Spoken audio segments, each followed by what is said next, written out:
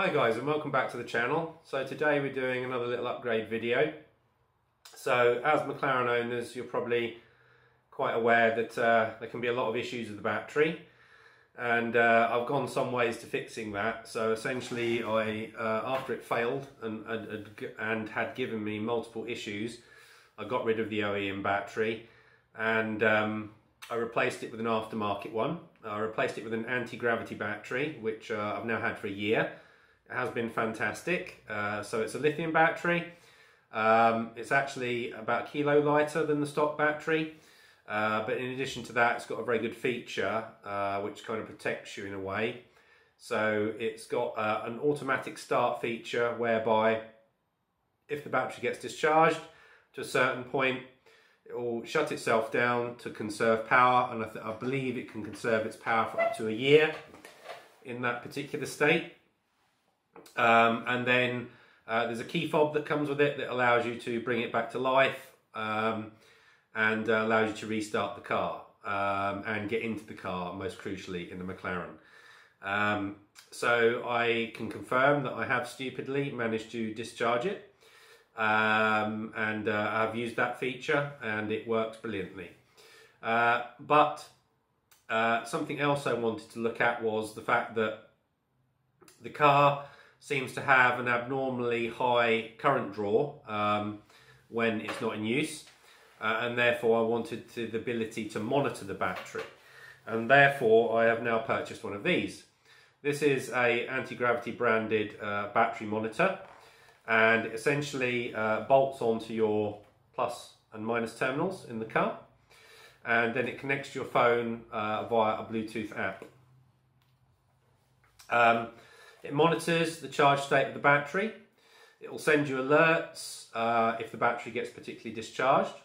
It will also send you an update on a daily basis if you want it to what the charge state of the car is. It will also monitor how healthily your alternator is charging the battery and various other features.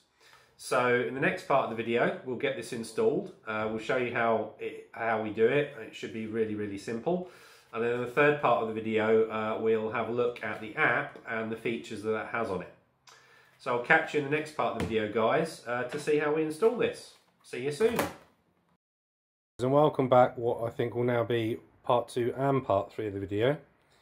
So battery tracker all installed. Was really quite straightforward as it suggests.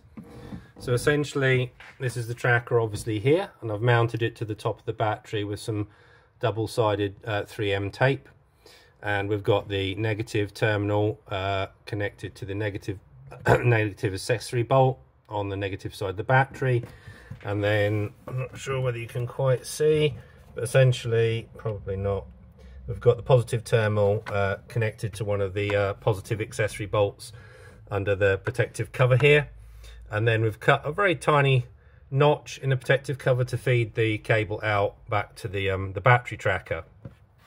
So it's all connected to the app, as you can see here.